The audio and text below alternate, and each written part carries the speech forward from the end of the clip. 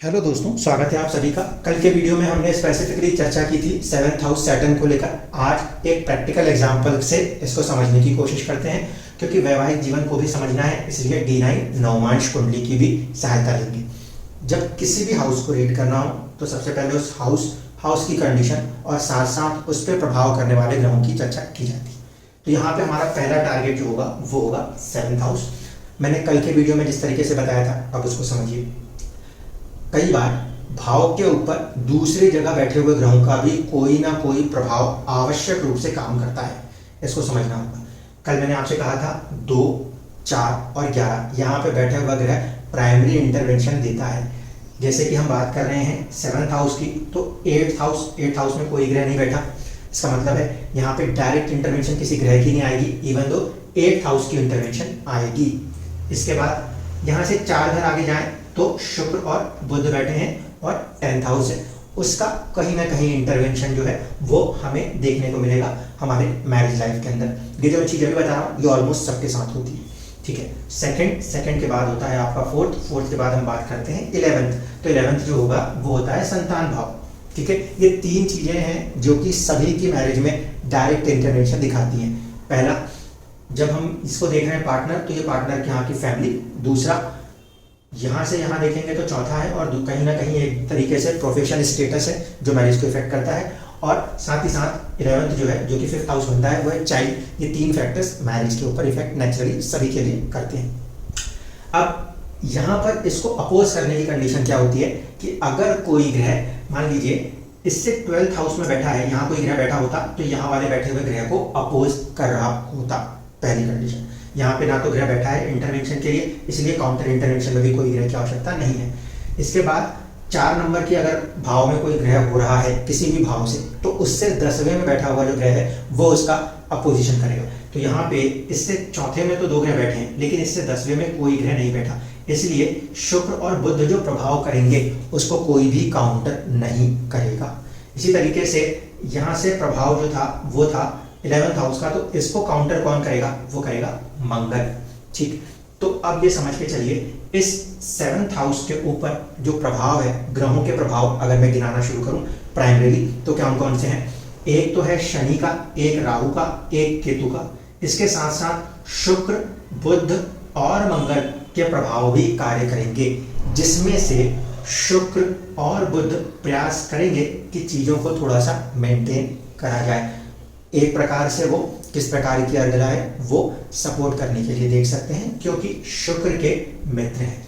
लेकिन विरोध कौन कर रहा है? विरोध कर रहा है मंगल, जो कि शनि का शत्रु है। तो एक चीज तो ये समझनी होगी कि इस पर्टिकुलर हाउस को जब हम रीड कर रहे हैं तो यहाँ पे सिर्फ इतना नहीं है कि शनि, राहु और केतु के ही प्रभाव है, अपितु कहीं ना कहीं जीवन के अंदर किसी न किसी रूप में शुक्र, बुध और मंगल भी प्रभाव करेंगे, पहली चीज। दूसरी होती है सेकेंडरी अर्गला। सेकेंडरी अर्गला हमेशा आती है आपके पंचम और नवम से। तो इस भाव से पंचम जो है वो है सूर्य। इसका मतलब है कि सूर्य का इंटरवेंशन भी 100% होने वाला है, जिसका काउंटर कोई भी ग्रह नहीं करेगा, क्योंकि इससे नवम में कोई भी ग्रह नहीं बैठा हुआ, ठीक है। ये कंडीशन हो गई। और मैंने आपसे कहा था एक चीज होती है स्पेसिफिकली कि 7th हाउस, अपने जिस भी हाउस को देख रहे हैं उससे 7th पे बैठा हुआ ग्रह बहुत स्पेसिफिक इफेक्ट करता है। इस वजह से केतु का इफेक्ट बहुत ही प्रोमिनेंट रहने वाला है। अब अगर मैं गिनती गिनना शुरू करूं तो क्या बन रहा है? एक शनि खुद, दूसरा मंगल, तीसरा केतु और चौथा सूर्य। ये 4 ग्रह जो हैं पृथकतावादी ग्रह हैं, और ये 4 पृथकतावादी ग्रहों का प्रभाव कहीं ना कहीं किसी ना किसी रूप में इस वैवाहिक जीवन के ऊपर सीधे रूप से नजर आता है। अब इसमें से शनि जो है वो अपनी राशि के बैठे हैं, अपने भाव को तो कोई खराब नहीं करना चाहता, तो शनि को अगर मैं माइनस कर भी दूं तो ग्रह कौन से बनेंगे?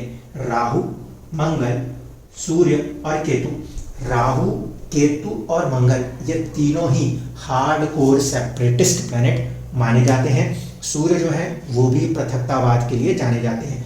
तो अगर मैंने शनि को यहाँ से माइनस कर भी दिया, तब भी उस परिस्थिति में कहीं ना कहीं राहु, मंगल, सूर्य और केतु का प्रभाव भारी पड़ने वाला है शुक्र, बुध और शनि के प्रभाव के ऊपर, पहली कंडीशन। दूसरा, एक विवाह यहाँ पे ब्रेक हुआ, शनि जो है वो राहु केतु एक्सिस में है, पहली चीज। दूसरी चीज, कि जब कभी भी फॉर्मेशन को हम स्पेसिफिकली मैरिज के लिए रीड कर रहे हैं तो सिर्फ यहाँ से एकदम से कंक्लूजन नहीं करेंगे। कंक्लूजन के लिए हम स्थितियों को नवांश में भी समझने की कोशिश करेंगे।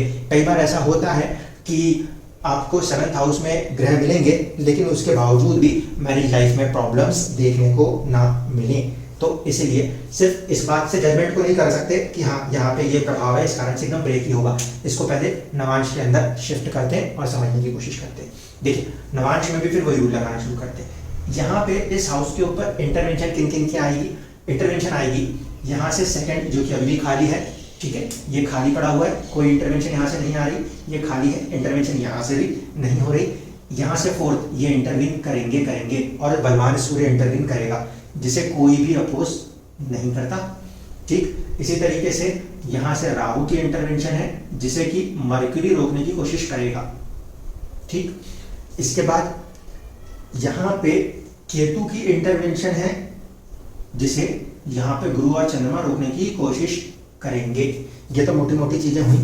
अब देखिए सबसे पहली condition, 7th house Lord Shani की स्थिति नवांश की कुंडली में इवन दो वर्गोत्तम तो है लेकिन वर्गोत्तम होने के बाद शनि पहले नीच राशि से मंगल से दृष्ट प्रॉब्लमेटिक, सेकंड राहु के पृथकतावाद से दृष्ट प्रॉब्लम हो गया, 2 तीसरा इंटरवेंशन केतु का पड़ने वाला है वो भी कहीं ना कहीं पृथकतावाद है, तो मंगल राहु केतु ये प्रभाव नेचुरली काम कर रहा है जो कि सेपरेटिस्ट हो गया। इसके बाद एक इंटरवेंशन सूर्य ने दी है, तो यहाँ पर भी कहीं ना कहीं 4 ग्रह ऐसे हैं जो इंटरवेंशन कर रहे हैं। केतु के प्रभाव को कहीं ना कहीं गुरु और चंद्रमा रोकने की कोशिश करते हैं। यहाँ पे हम बात करें बुध और यहाँ पे राहु, बुध और राहु एक दूसरे को इंटरवीन करने की कोशिश करते हैं। इस कंडीशन में ये एक दूसरे को कैंसिल कर सकते हैं, यहाँ पे इसके प्रभाव को ये कुछ हद तक रोक सकता है लेकिन ये प्रभाव इसको सपोर्ट नहीं करेगा, विपरीत अर्गला का प्रभाव है, ठीक। दूसरी बात, सूर्य और मंगल जैसे 2 पापी ग्रहों का प्रभाव फिर भी शनि के ऊपर आएगा। ऐसी स्थिति में कहीं ना कहीं नवांश की कुंडली को अगर हम देख रहे हैं तो वो प्रभावित हो रही है। इवन तो देखिए नवांश में 1st हाउस जो हो रहा है उसका स्वामी बन के चंद्रमा कहाँ जा रहे हैं? भाग्य भाव में जा रहे हैं। भाग्य भाव में जाने के बावजूद गुरु के साथ संबंध कर रहे हैं जो भाग्येश तो हैं लेकिन षष्ठेश भी हैं। अब ये नवांश की कुंडली है, यहाँ पर 6th हाउस जो होगा वो तो कहीं ना कहीं नेग्लिजेंस ऑफ मैरिज को दर्शाएगा। क्यों? क्योंकि 7 से 12th है, तो ये कॉम्बिनेशन जब यहाँ पे क्रिएट हो रहा है भाग्य के अंदर, ये इस भाव का मूल त्रिकोण संबंध लेके कॉम्बिनेशन नेगेटिव कंसिडर किया जाएगा, तो ये भी एक प्रभाव नवांश में बना। अब मोटी चीज यहाँ पे फिर से वही कि देखिए शनि अपनी ही राशि में बैठा है, उसके बावजूद उसके प्रभाव में प्रॉब्लम्स आ रही हैं। यहाँ पे एक और चीज जिसे ध्यान दिया जा सकता है या देना चाहिए वो ये कि स्पेसिफिकली शनि अपने भाव में अपने राशि में बैठे हुए हैं, कहीं ना कहीं दिशा बली तो हैं, लेकिन इस कुंडली के अंदर जब हम स्पेसिफिकली बल को कैलकुलेट करते हैं षडबल के रूप में, तो कहीं ना कहीं सूर्य का जो षडबल है वो ज्यादा आ जाता है शनि के कंपैरिजन में। देखिए शनि के साथ क्या था, वो अपनी राशि पे बैठे थे और कहीं ना कहीं वर्गोत्तम स्थिति में बैठे थे। शुक्र भी इस कुंडली में वर्गोत्तम स्थिति में बैठा है। सूर्य पहले तो वो अपने दिशा बल के पास है, 10th हाउस के पास है, प्लस वो नवांश में जाकर कहीं ना कहीं उच्च राशिस्थ हो रहे हैं। इस वजह से सूर्य थोड़े से ज्यादा बलवान पड़े शनि के ऊपर। तो ये चीजें जो है कहीं ना कहीं इम्पैक्ट करती हुई नजर आती हैं। जब शुक्र का प्रभाव हो रहा है विवाह के ऊपर, यहाँ पे देखें तो कारक तत्व प्रभाव को समझने की जरूरत है। कारक तत्व प्रभाव ये हो रहा है कि एक तो शुक्र प्रेम का है प्लेनेट, दूसरा 4th मन को दर्शा रहा है और 11th हाउस यानी फ्रेंडलीनेस को दर्शाने की कोशिश कर रहा है। यहाँ पे विवाह के अंदर प्रेम और फ्रेंडलीनेस की थॉट प्रोसेस बरकरार रहेगी कि वो चीज हमें चाहिए, क्योंकि ये प्रभाव है शुक्र का। दूसरी तरफ यहाँ पे प्रॉब्लम आ रही है, प्रॉब्लम ये आएगी क्योंकि मर्क्यूरी लॉर्डशिप लेके चल रहे हैं कहाँ से? 12th हाउस से 3rd हाउस से। जब 12th हाउस का कॉम्बिनेशन या कनेक्शन आ रहा है तो इसका मतलब है कहीं ना कहीं किसी ना किसी बात को लेकर बेवजह फिजूल का स्ट्रेस बरकरार रहेगा ही रहेगा। तो ये फॉर्मेशन यहाँ पे जो 12th हाउस का इफेक्ट बन रहा है प्लस 3rd हाउस का इफेक्ट बन रहा है, वो सपोर्ट करने तो जा रहा है लेकिन अपने साथ स्ट्रेस को लेकर आके, जिसकी वजह से मैरिज लाइफ के अंदर नेचुरली किसी ना किसी रूप में एक स्ट्रेस बरकरार रहने वाला है जो कि 12th हाउस को लेकर हो रहा है, यानी कि स्लीप वाला जो हमारा शयन कक्ष है उसके प्रभाव यहाँ पे विवाह को भी प्रभावित करते नजर आएंगे।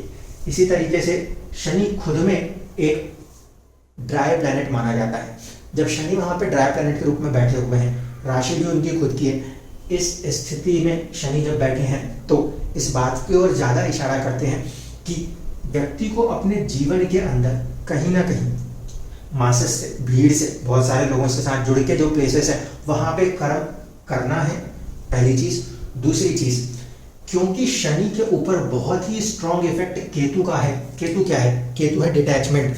तो केतु का जो स्पेशल अर्गला प्रभाव है वो ध्यान में रखते हुए चलिए, क्योंकि इससे 7th में केतु बैठा है। केतु का जो विशेष अर्गला प्रभाव है वो इस बात को दर्शा रहा है कि मैरिज लाइफ के अंदर एक स्ट्रॉन्ग डिटैचमेंट की थॉट्स से बार बार सामना करना पड़ेगा, क्योंकि कहीं ना कहीं शनि अपने भाव, अपनी राशि के अंदर बैठ के, देखिए भाव का स्वामी सीधे सीधे पीड़ित अवस्था में आ रहा है राहु केतु एक्सिस में। और दूसरी तरफ ये पूरा फॉर्मेशन सारे के सारे ग्रहों को देखा जाए तो केतु से राहु के बीच में लेके जा रहा है, जो कि ऐसे लोगों की जिंदगी में पाया जाता है जिन्हें किसी बड़े पोस्ट पोजीशंस की तरफ जाना होता है।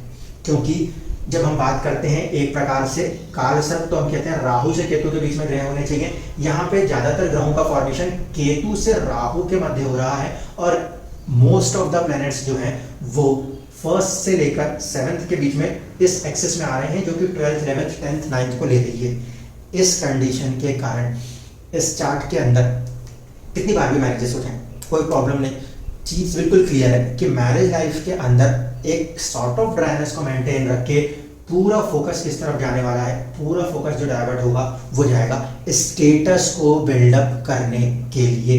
सीधी सी चीज है, यहाँ पे हम देखें अगर 10th हाउस के स्वामी मंगल बन रहे हैं, मंगल का प्रभाव भाग्य से जुड़ रहा है, पहली चीज। दूसरा, कर्म भाव के ऊपर 10th हाउस के ऊपर सबसे ज्यादा प्रभाव अर्निंग्स एंड फैमिली के प्रभाव को देखने को मिल रहा है, plus 12th and 3rd house के प्रभाव को देखने को मिल रहा है। ऐसे कंडीशन में इस बात को कहा जा सकता है कि ये पूरे का पूरा जो चार्ट फॉर्मेशन है, स्पाइट ऑफ कि शनि अपनी राशि में बैठा है, वो सपोर्ट किसको करना चाहता है? वो सपोर्ट करना चाहता है किसी भी तरीके से ऐसे प्रोफेशंस को जहां पे मासेस के साथ डील किया जाए। मासेस के साथ डील होने वाले बहुत सारे ऐसे प्रोफेशंस हैं, जैसे कि स्कूल्स के अंदर बच्चों को पढ़ाना, जहां बहुत सारे बच्चे पढ़ रहे होते हैं, या फिर किसी भी तरीके के ऐसे पब्लिक सेक्टर्स के साथ कनेक्ट होना जहां पे भीड़ आती और भीड़ जाती है, जैसे कि बैंकिंग भी वन ऑफ सच फैक्टर्स होते हैं। तो इस पर्टिकुलर चार्ट के अंदर अगर हम समझने की कोशिश कर रहे हैं तो फिर वही चीज है, शनि का प्रभाव 7th हाउस में तो है, अपनी ही भाव, अपनी ही राशि में तो है, लेकिन उसके बावजूद भी हम यहाँ पे मान के चल रहे हैं मैरिज वाले साइड पे जो राशि प्रभाव, ग्रह प्रभाव है, वो ड्राइनेस को पूरी तरीके से दर्शा रहा है। और जो पृथकतावादी ग्रहों का प्रभाव इस स्थिति में उत्पन्न हुआ है मंगल, सूर्य, केतु, राहु के कारण, वो प्रभाव कहीं ना कहीं जीवन के अंदर इस भाव को किसी ना किसी रूप में प्रभावित करता हुआ ही नजर आएगा। जब ये फॉर्मेशन समझ में आ गए और ये चीजें हुई तो इसके बाद इसलिए हमने एक ही सलाह दी कि आपके लाइफ के अंदर 1, 2 या 3 कितनी बार भी मैरिजेस हों, कोई फर्क नहीं पड़ने वाला। ये चैलेंज आपको हमेशा रहेगा, क्योंकि सैटर्न यहाँ पे प्लेस्ड हो रहा है और यहाँ से प्लेस्ड होकर वो सबसे पहली चीज जो कर रहा है वो देखिए क्या, 8th हाउस का लॉर्ड। मैंने हमेशा अपने बहुत पहले वीडियो में भी कहा था, मैरिज के लिए हम इस बात को भी नहीं भूल सकते कि 8th लॉर्ड कहाँ जा रहा है। 8th हाउस का लॉर्ड अपने से 12th हो रहा है। ऐसे स्थिति में कहीं ना कहीं उसको आगे बढ़ाने की जगह उसको वहीं कहीं पर रोक कर उसे सस्टेन करके आगे बढ़ने की सलाह दे रहा है। ये फॉर्मेशन यहाँ पर भी है, यही फॉर्मेशन स्पेसिफिकली यहाँ पर भी है, ठीक है। तो इस कारण से जब हम देखेंगे इस हाउस के लिए अगर मैं रीड करना चाहता तो मैं बोलता शनि और राहु इस पर्टिकुलर हाउस का अपोजिशन कर रहे हैं। ये मैरिज का हाउस है तो ये मैरिज से आगे बढ़ने का हाउस है, जिसे फीड करता है। तो यहाँ का ही स्वामी इसे फीड करने से इनकार कर रहा है। ऐसे स्थिति में ये चीज यहाँ पे हम ऐसे मानते हैं कि मैरिज के अंदर ड्राइनेस मेंटेन रहेगी, हमें अपने कर्म की तरफ आगे बढ़ते हुए चलना है। क्यों? क्योंकि इस 10th हाउस के ऊपर जो प्रभाव है उसकी तरफ व्यक्ति को आगे बढ़ना है। और पूरे का पूरा जो फॉर्मेशन आ रहा है उसको देखें तो वो कहीं ना कहीं इस बात को दर्शाता है कि प्रोफेशनल सक्सेस की तरफ व्यक्ति का जाना ज़्यादा सुनिश्चित है। यहाँ पर भी आप देखेंगे तो सूर्य और शुक्र जैसे ग्रहों का प्रभाव कहीं ना कहीं भाग्य से दशम की तरफ जा रहा है। ये कुंडली या ये लगन जो है ये वर्गोत्तम लगन है, पहली चीज। दूसरी चीज, भाग्य के स्वामी का संबंध 12वें भाव से हो रहा है और फर्स्ट हाउस लॉर्ड का संबंध भी कहीं ना कहीं इस कुंडली में 12वें भाव से हो रहा है, जिसकी वजह से जीवन में जितना दूर जाकर, बर्थ प्लेस से जितना दूर हटके विकसित होंगे, वो लाइफ के अंदर बहुत ज़्यादा उन्नति के अवसर हमेशा ही प्रदान करेगा। धन्यवाद।